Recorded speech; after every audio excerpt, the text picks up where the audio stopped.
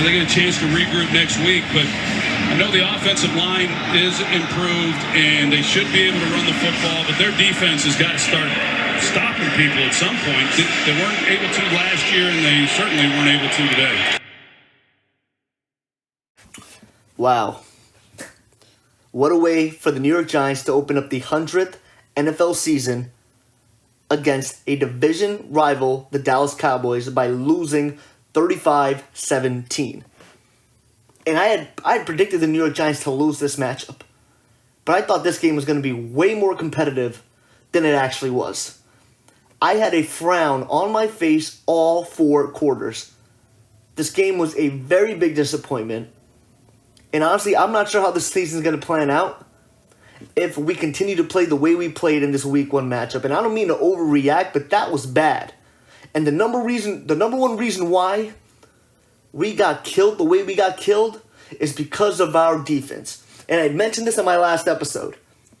I said if we can't get pressure to the quarterback, there is no way we'll be able to win this game because our secondary is way too young to be able to defend the likes of Amari Cooper, Randall Cobb, and an emerging Michael Gallup. We even got burnt by tight ends. Jason Witten, and I forgot the other guy's name, who was wide open in the middle of the field for a touchdown. Our DBs weren't ready. Our defensive linemen couldn't get to the quarterback. And I mentioned this before. This Dallas Cowboys offensive line is a first-class offensive line filled with Pro Bowlers, filled with all pros. This young defensive line, there was no way that this matchup was good for them. Dak was upright all game, rarely got hit. And honestly, these routes were developing for Dak Prescott to just sit back and find guys like Amari Cooper, Michael Gallup, and Randall Cobb for big gains. I slammed Dak Prescott all offseason about the fact that I don't think he deserves to get a big contract because he doesn't take shots down the field. All his passes are dink and dunk passes, but no. Against our New York Giants defense, this young, exposed defense, he shredded us for big gains, big play after big play, first down after first down. The Dallas Cowboys had one time of possession. They won time of possession to the point it almost looked like I was watching the Dallas Cowboys offense more than I was watching the New York Giants offense. I had forgot how many drives the New York Giants had. And I was taking notes the whole game. At one point in the third quarter, the Dallas Cowboys had a 15-play drive, and then the New York Giants had ended up getting the ball back, and I'm like, oh, wait, wow, this is only the second drive of the half? It was horrible. This defense had lost us the game. This defense completely lost us the game. And again, I want to start off with the pass rush. Absolutely no pressure on Dak Prescott. To the point where we try to bring in a DB. We try to bring in some extra linebackers, and we still couldn't block them. There were times where the Dallas Cowboys were running 2 tight end sets. The blitzes didn't work. We need a premier pass rusher. We cannot rely on extra men to go in and sack Dak Prescott. That's not how it works, because when you send an extra person in the box to go get pressure and blitz the quarterback, and everyone knows this is football 101. You send an extra person other than your lineman, especially other than your lineman, to go after the quarterback, that opens up things in the field. That is one less person defending a receiver out there. Too many times James Bettcher got a little trigger happy and trying to force getting pressure on Dak Prescott because our defensive lineman couldn't get to him. And I had mentioned this right after our draft. We didn't draft a pass rusher. Of course, our defensive line is not meant to get after the quarterback. B.J. Hill, Dalvin Tomlinson, Dexter Lawrence, those guys aren't pass rushers. They're good defensive linemen. They can stuff the run, but they're not going to go, do power moves or finesse moves to get to the quarterback.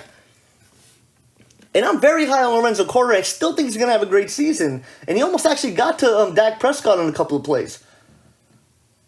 But Lorenzo Carter is not our pure pass rusher as of right now. He's not. And as a result, because Dak Prescott wasn't getting pressured, he was standing tall and waiting for his receivers to get open. And we have too young of a secondary to be able to allow Dak Prescott to just stand there and look for his receivers. Amari Cooper isn't a scrub. He's a very talented wide receiver, and he showed it today. I talked about Randall Cobb, an experienced vet who can run about almost any route in the NFL playbook. Crisscrossed and exposed our young secondary. And I also talked about Michael Gallup. I told you, the Dallas Cowboys were high on Michael Gallup coming out of this training camp. He is a burner, but he also can run routes well also. And he showed that as well. I mean, our DeAndre Baker, and I want to talk about DeAndre Baker. Look, before I get into DeAndre Baker, I just want to apologize to everyone if this episode appears to be, way out of whack all over the place. But I'm just way too emotional right now to be able to have a organized agenda by agenda episode. But I am going to start off with the defense as I did with the defensive line. That's all I have to say about the defensive line. Is that we couldn't get pressure on the quarterback, and as a result, that exposed our young secondary. And now on to DeAndre Baker, who gets a big thumbs down. DeAndre Baker, I overhyped you all offseason. Everyone else did. Because you didn't let up a touchdown in college and in quite some time. You gave up big play after big play, catch after catch. Michael Gallup burned you, and then Amari Cooper burned you for a touchdown. I'm going to get to that touchdown in a bit. Because that was probably one of the most worstly played touchdowns I've ever seen by a DB. By a DB that's supposed to be one of the best DBs coming out of college. That was the most horrible played touchdown throw I've ever seen by a defensive back. And I'm going to get to that in a couple of minutes. But our DBs just got burned. They kept attacking DeAndre Baker because they knew that he was a liability. And this is the thing about DeAndre Baker coming out of college. DeAndre Baker is not a fast defensive back. So now he's in the NFL and he's facing fast NFL wide receivers like the likes of Amari Cooper and Michael Gallup. And then he's also facing guys who are great technical route runners like Randall Cobb. DeAndre Baker, man, I mean, you need to step it up because that looked bad. You are a first-round pick. Didn't make one play. There wasn't one play from DeAndre Baker that I thought, yep, that's a good play. That is a great play by DeAndre Baker. Granted, he's getting burned on a lot throughout this game, but at least he's making some plays. He didn't make not one play. But that touchdown to Amari Cooper was a horrendous defended play by DeAndre Baker. We're close to the red zone, I believe, at this point. And it is a clear fade route. Amari Cooper runs. It is a clear fade route. Dak Prescott, about maybe 5 to 10 yards into that route, fires the ball. And it's an easy touchdown where DeAndre Baker doesn't even contest that ball. And the reason why he doesn't contest that ball isn't because Dak Prescott threw the most beautiful pass. While it was a good pass right in the pocket for Amari Cooper, over the head, greatly placed ball, it wasn't that hard for DeAndre Baker to not make a play on it. But the reason why Baker doesn't make a play on that ball is because Baker is looking right at Amari Cooper as he's falling behind him. He is chasing Amari Cooper instead of defending the pass. It is clearly a fade route. Once you identify that as a fade route, and you identify that very quick 5 yards into a route, fade routes are different from go routes. I'm going to get just a little bit technical on this. A go route, guys, is when a receiver just runs straight. Straight line, runs straight, until the play's dead. A fade route is similar in that you're going straight, but you're going in a slant towards the sideline. The point of a fade route is the fact that you start off straight, but you're fading to the end of the sideline, and that makes it harder for DBs to make a play on that ball. And it usually also works in sort of when there's two safeties in the secondary playing a cover 2 defense. Because then you're throwing the ball away not only from the DB, but also from the safety. And then that way, that safety that's potentially back there won't be able to make a play on that ball in a fade route. So, as I was saying, this route is a clear fade route to Amari Cooper, corner of the end zone. DeAndre Baker, you have to, at some point, 5 yards in, just look up. Put your eyeballs up. Tilt your head up. Look for the ball. See if the ball is being thrown. That's why Amari Cooper had the most easiest touchdown on you. Because all you were doing was running after him. You can't run after him. You have to look for the ball. And I really believe if DeAndre Baker just turns his head up and sees that the ball is coming Amari Cooper's way, all DeAndre Baker at least has to try to do is swat Amari Cooper's arms. That's all he has to do. Is just take a big knife chop on Amari Cooper's arms and potentially Amari Cooper doesn't haul that ball in. But no, not at all. Makes no attempt to knock the ball out of his hands because he doesn't even realize that the ball got thrown. It wasn't until Amari Cooper caught it that DeAndre Baker just like, oh, okay, well, I just gave him a touchdown. And did you see his attitude? You know he felt so stupid because all he did was he did exactly what you should do when you feel stupid and poorly play a pass like that. Jogs right to the sideline. It was embarrassing. This is the guy that's supposed to lead our secondary. Janoris Jenkins isn't going to be on the Giants defense for long. He maybe has a couple more years before he's out of there. It was a horribly defended ball. DeAndre Baker, you have to turn around. You have to lift your head up. Look for the ball. If the ball's in the air, once you see the ball's in the air, at that point you have to put your eyes back down, try and then run and follow and trace Amari Cooper, and then anticipate when the ball's going to come down and just swipe at his arms and hands. Show me that you made an effort to make a play on that. That was horrible. There was another route. I think it was Michael Gallup. It was a slant route. Michael Gallup catches it and just goes for like a big gain. DeAndre Baker was playing soft coverage on this route, and you just see that DeAndre Baker was slow and he couldn't catch up to Michael Gallup. And then once he catches up to Michael Gallup, because then a couple of other defenders ended up hitting Michael Gallup, Gallup ends up slowing down. DeAndre Baker's able to wrap around him, sort of catch him. And all I see DeAndre Baker doing is making a fist and trying to punch the ball out of Michael Gallup. But as he's trying to do that, Gallup gets another 5 yards. Baker, all you have to do is just bring him down. Just tackle him. And I understand that DBs aren't always the greatest tacklers, but dude, you cannot try to force a fumble in that situation when clearly from a physical standpoint on how you were positioned, you had no leverage to even cause that fumble. Just a horrible display. Horrible performance by DeAndre Baker. He gets a big F. Gets a big F. And I'm not going to be lenient on him. I'm not going to be easy on him because he was a first-round pick. We traded up to get this guy. After people were distraught at Daniel Jones, upset about not getting a pass rusher, and instead getting Dexter Lawrence, that was the pick. DeAndre Baker was the pick that all the Giants fans took a step back and said, okay, we saved ourselves. We salvaged the first round by getting this young DB.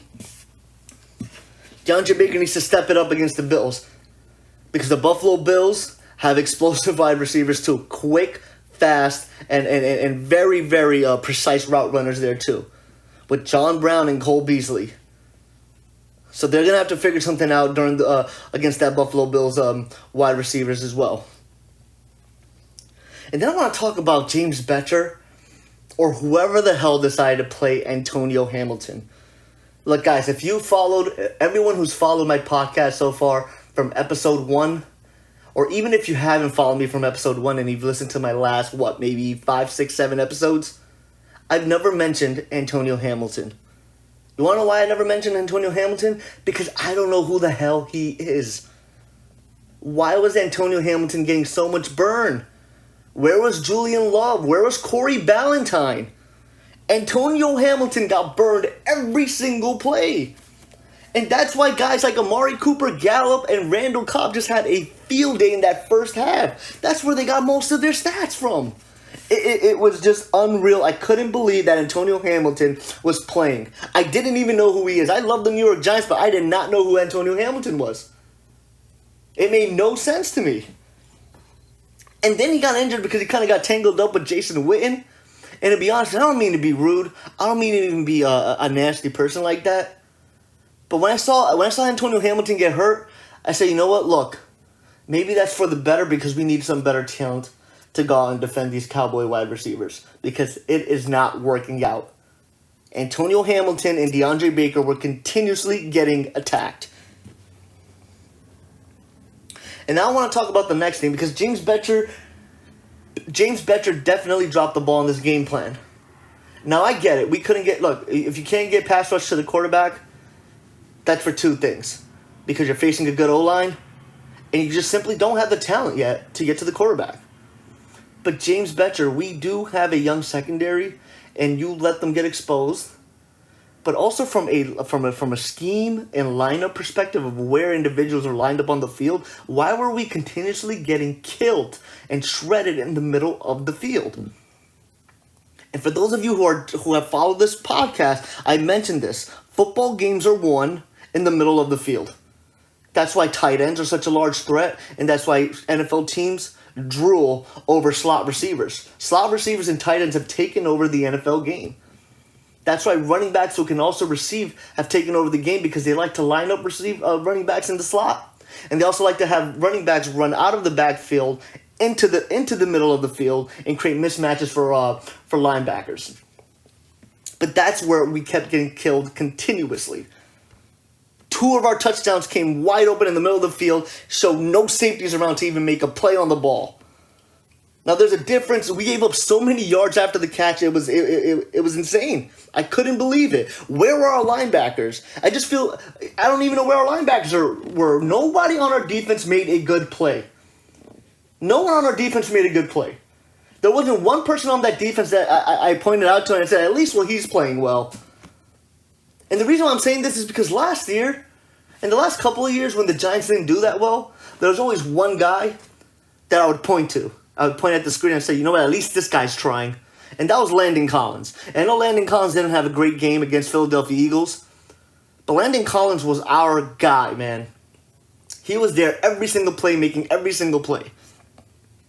I didn't see that there. Where the hell was Jabril Peppers? I was about to drop an F-bomb, but I didn't want to do that because it's just week 1. Where the hell was Jabril Peppers?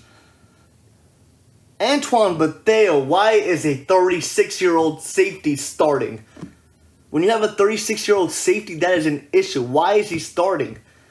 You get guys that are 36 years old for depth purposes, not to start.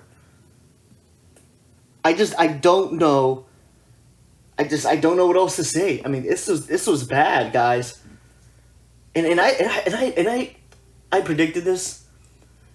And I guess I'm upset because the Giants couldn't prove me wrong. I knew we were going to go through these struggles, but I didn't know it was going to be that bad. I knew the Cowboys were going to score 4 touchdowns. I mean, I thought that, but I thought the Giants were going to put up more points too, and I'm going to get on the offense. I'm going to talk about the offense for a bit in a couple. But the defense didn't let the offense get into a rhythm. You can't lose on time of possession. That's one of the most important stats of the game. Time of possession tells the story. And it's very, very interesting about time of possession because I thought overall our run defense was pretty good. That's the one thing that together as a unit, I thought we did pretty good. I thought Ezekiel Elliott never got into a groove. Granted, we gave up that 1 touchdown on a great fake draw play by Dak Prescott, where Zeke was able to run it in, but we were hitting Zeke in that run play that he went to the touchdown. That was just a really good fake and a well-designed play. But overall, I don't think Zeke rarely had big runs. He had, I think, 13 carries for about 53 yards, which is still 4 yards per carry. From an average perspective, that's still good, but he never got into a good groove. He never had that big gain against us the way Saquon Barkley, even though Saquon Barkley didn't get that many touches, Saquon Barkley had a couple of good runs. I never felt like Zeke really got a couple of good runs in. And then Tony Pollard, I'd mentioned him before. I thought we were able to contain Tony Pollard too. So for the most part, I think our run defense, and I predicted this as well in the last episode, our run defense did pretty well. No one ran up and down the field on us. But the Dallas Cowboys were still able to convert down after down after down. And as a result, they were staying on the field as longer and longer and longer. And so how do you expect the offense to come back out when they're so cold from their last drive, when it's been so long since they've held the football, to get into a groove? That's the thing with football. See, basketball is a little bit different, right? Because players play on both sides of the court. They play on offense and defense. So you can take, in basketball, the way in basketball, you get a couple of stops, that offense gets cold. In football, the way offenses get cold is if you keep them off the field. And usually when you keep offenses off the field, that means your defense kept the opposing team on the field way too long. Time of possession is a result of the other side of the ball not being able to take care of their job and responsibilities. And that's why we only scored 17 points. And we barely scored 17 points because we got one touchdown in garbage time, and that was a Wayne Gallman rush. And I want to get into the offense because, we only scored 17 points. But I want to talk about some of the good things first before I bash them because, at this point of the episode, I've been bashing the New York Giants and this New York Giants defense.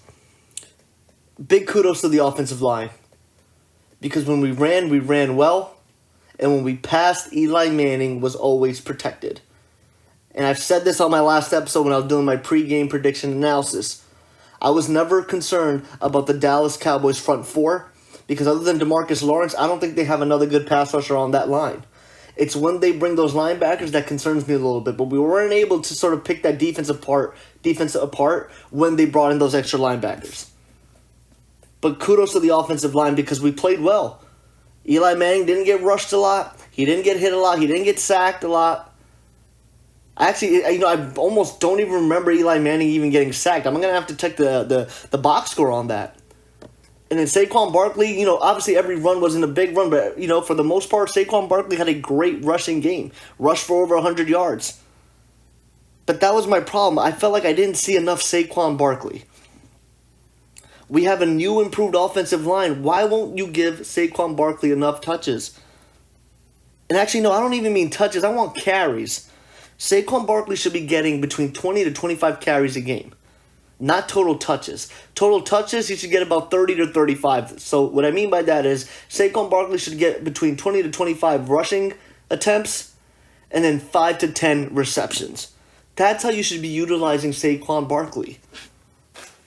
Barkley finished with under 20 rushing attempts. I mean, that is not an effective way to win football games. You have the number one running back in the league. You have the best runner in the league. And he only gets 11 carries? And think about what he's done with 11 carries. 11 carries for 120 yards. You got to give him the ball more. He could have ran for 200 yards had he gotten 20 to 25 carries. He just wasn't featured in the offense that much. He did have 4 receptions for 19 yards, which is a good stat line. But I need to see him more carries. And I'm gonna defend the offense a little bit here and defend Pat Shurmur a bit onto why Saquon Barkley didn't get as much carries as we had all wanted him to. But nevertheless, 11 carries is inexcusable. Use your best offensive player. Because if you use Saquon Barkley more, then you have a fighter's chance to win this game. But we had no flow. There was no flow in that offense because we weren't running the ball enough. Combined, we had 12, 13, 14, 15, 17 rushing attempts, and one of them came from Eli Manning. One of them also came from Daniel Jones. So you take those 2 QB rushes out, we only ran the ball 14 times, 15 times. We ran the ball 15 times, and 2 of them came from the freaking fullback. This is inexcusable. Shurmur, you gotta use Saquon Barkley more. He's your best offensive player. It was inexcusable. But the reason why they couldn't get Saquon Barkley the ball enough is because the defense kept giving up points and the defense stayed on the field too long for the offense to even get in the groove. The whole game was an offensive uphill battle. I mean, with the exception of that very first drive where Eli Manning was moving the ball down the field, we were running the ball, Saquon did have that 59-yard rush, and that whole drive ended in an Evan Ingram touchdown. After that, the offense couldn't get into a groove. And look, that's partly in large because the defense was on the field for too long, and then the offense was cold by the time they got back out. And I think, look, every single time the New York Giants were down, with the exception of that first drive where we were up 7-zip, we were down the whole time, and so I think the offense just felt pressured to throw the ball more than to run the ball. But you can't do that in the first half. In the first half, Saquon Barkley should have ended with 15 rushes. Should have ended between 10 to 15 rushes at least. You can't go into panic mode so quickly early in the game. That's how games are lost when you rely too much on the passing game. I mean, imagine we would have ran the ball a little bit more. I mean, Saquon Barkley went for 11 rushes, 120 yards. You know what that means? That means every single carry he took advantage of. And don't get me wrong, I know there were rushes. There were only a handful of rushes where, he kind of got stuffed at the line. But other than that, he was running that ball really, really well. Imagine if they just continued to feed him the ball. We would have been in more better third down situations. We kept finding ourselves in third and long situations. 3rd and 7s, 3rd and 8s. Let Saquon run the ball, get you to a 3rd and 2, 3rd and 3, and those situations are way easier to convert. I thought, even though the offensive line did well, even though and Eli Manning did well too, there wasn't, I don't think there was a pass that Eli Manning threw that I was scared of. There was one play where Eli Manning got hit as he threw the ball, so there was just sort of a floater in the air. Thankfully, though, that wasn't an interception. But other than that, Eli Manning played a pretty good game. Eli Manning didn't take too many bad chances. He threw the ball really well. The ball looked fine coming out of his hands. I thought his decision-making was pretty good, too. I mean, granted, he probably missed a couple of receivers down the field. But, the offense isn't designed to go, to shoot down the field anyways. I thought, for the most part, Eli Manning played a good game. I thought our receivers played a good game, too. Cody Latimer, Benny Fowler making big catches. Sterling Shepard didn't have the most biggest game. He did get involved. I think he ended up with 6 receptions. But I like the utilization of Evan Ingram. I do want them to use Sterling Shepard a bit more because he had 6 receptions for about, 50, 60 yards. Right? So Sterling Shepard didn't have a good, his receptions didn't have that much of an impact. 6 receptions is a good game, but I want 6 receptions for 60 yards, 70 yards, 80 yards. Design plays for Sterling Shepard to get open and wreak havoc in the middle of the field. Let him get yards after the catch because Shepard didn't really get a lot of that. Evan Ingram did have a great game. A couple of his catches did come late in garbage time, but, overall, Evan Ingram did have a good game. But I think, when you can't run the ball, when you're not getting into that groove of what you want to accomplish, it's just, it sets the offense back the whole game. The Dallas Cowboys have a very, very stingy secondary. It's an underrated secondary, but they have a lot of young stud DBs, which I hope one day our giant secondary can be with DeAndre Baker and Julian Love and also Jabril Peppers. But, the offense just never got into a groove. They never were able to get settled. And, it was weird because after that first drive where the Giants had scored so easily on the Dallas Cowboys defense, I thought this was going to be a shootout. I was very, very sort of pleased with that drive because that's what I thought our offense was going to do. I thought we were going to be able to run up and down the field and at the same time equally be able to pass effectively and drive gradually down the field and score touchdowns because we didn't score. That touchdown wasn't a long touchdown. We were in the red zone and Evan Ingram was found open into the end zone. It was such a great methodical drive, and I thought that that's how every other possession was going to go. But because our offense never saw the field that frequently, they were never able to get into that groove. And I honestly think Pat Shurmur hit the panic mode, went into panic mode, and said, screw it, we're not going to run the ball that much anymore. We're going to try to pass to keep up with the Dallas Cowboys. That's something that you do maybe, in the middle of the third quarter when you find yourself severely behind. You don't do that in the first half. Pat Shurmur failed the New York Giants in the playing call that in today's game too. But there's good signs of this offense because we were able to protect. Our offensive line does look improved against a pretty solid front seven. This offensive line looked great. Kevin Zeitler, Mike Remmers, Will Hernandez, Nate Soldier. I mean, those guys look really good today. So that's a good sign for the future of this offense is that we have a good offensive line finally. Because this is the first game in a very long time where I've seen Eli comfortable, sitting in the pocket, not taking that many hits, not being hurried as much as we're used to seeing him being hurried. And look, the offense didn't play poorly. We just never always got into the groove that we needed to. And I think this is what happened. There was one play, it was a gut-wrenching play. We were driving down the field, we're in the red zone, Eli Manning fumbles in on that 4th down, turns it over. But the refs missed the call where the DBs end up running over Sterling Shepard. If the refs make that call, we have a 1st and goal, and we possibly score with Saquon with the ball. If you look at the stat line, Eli Manning threw for 300 yards. We ran for a total of 150 yards. We almost had 500 offensive yards. But due to penalties, due to the time of possession, we just never had enough time to really get into a real groove. But there were moments where we were getting first downs and driving the ball down the field. There was just a lot of sloppiness that I think was the reason. I think the main reason for that was because of that defense. We were always playing catch-up ball, and sometimes it's just hard to score points that way when you're in an uphill battle. And so to close out this episode, I just want to talk about a couple of things that need to be fixed in our home opener next week against the Buffalo Bills. Because this Buffalo Bills defense is a really good defense. They have a great front seven, have ferocious linebackers and defensive linemen. and have a pretty deep secondary. We have to run the ball more early on. The offensive line needs to continue to protect Eli Manning to give him time to throw, because not only is that Bills defense capable of getting pressure on the quarterback, they have DBs back there to defend passes. The Bills are okay with sending extra men, extra linebackers, or an extra DB, whether it's a cornerback or safety blitz, against the quarterback, because they know they can get to the quarterback quick enough while doing that, and trust their DBs enough to make a play on the ball. So they're not afraid of having one less defender out there not defending a running back or a wide receiver in the middle of the field, because they truly believe and have that confidence that they think they can get to the quarterback quick enough. So the offensive line needs to be prepared for that. They did a great job against the Dallas Cowboys, and they need to continue that momentum. Also, as I've stated with my first point, give Saquon Barkley involved early and often. No matter how much down you are in that first half. In the first half, don't hit the panic mode button.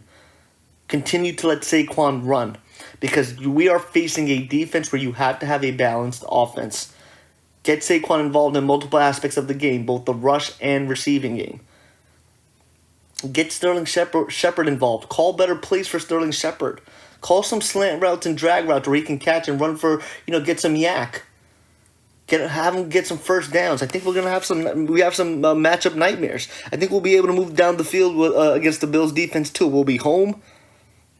Those are two things right off the bat that the offense needs to do to have a good chance against the Buffalo Bills. And then a couple of things that the defense needs to prove on to get a chance to beat that Buffalo Bills team is get early 3-and-outs. Josh Allen will turn over the ball. Get some turnovers. This Bills offensive line is a little bit more improved than what we're used to seeing. But try to get pressure on the quarterback. But while getting pressure on the quarterback, make sure that you can contain Josh Allen, because Josh Allen is more lethal with his legs than he is with his arm. And then lastly, this secondary is going to have to get its act together, because they have some fast receivers with Zay Jones, John Brown, Cole Beasley. Those guys are fast, they're quick, and they're sharp, precise route runners. That's what the defense has to do. They need to game plan and prepare for these things in order to be successful. If they can contain the wide receivers, put some pressure on Josh Allen, and force him to make turnovers, then we'll have a pretty successful game. And then if the offense can, sort of spread out the usage of Saquon Barkley, put Sterling Shepard in better positions to succeed, catch the ball in space and create some yards after the catch, then this offense can get more rolling. Because we've shown today that we can get first downs and move the ball. We just need to see the field more quicker, and that's going to be a testament to how well the defense plays next week. And I want to stick with my prediction, because after today's game, I'm not entirely sure if we can win next week. In my original prediction a couple of weeks ago, I had the Giants losing to the Buffalo Bills in week 2, leaving us 0-2. So I predict that the Giants are also going to lose again next week. But hopefully they can prove me wrong this time. That's it, folks. It's your boy HP. Make sure you follow me on Instagram. That's _unsportsmanlike_conduct. I'm also on Twitter, so make sure you follow me on Twitter. That's _unsportsman_. And lastly, but most importantly, make sure you subscribe to my YouTube page. Peace out. Until next time. The podcast you just heard was made using Anchor. Ever thought about making your own podcast? Anchor makes it really easy for anyone to get started. It's a one-stop shop for recording, hosting, and distributing podcasts. Best of all, it's 100% free. Sign up now at anchor.fm/new. That's anchor.fm/new to get started.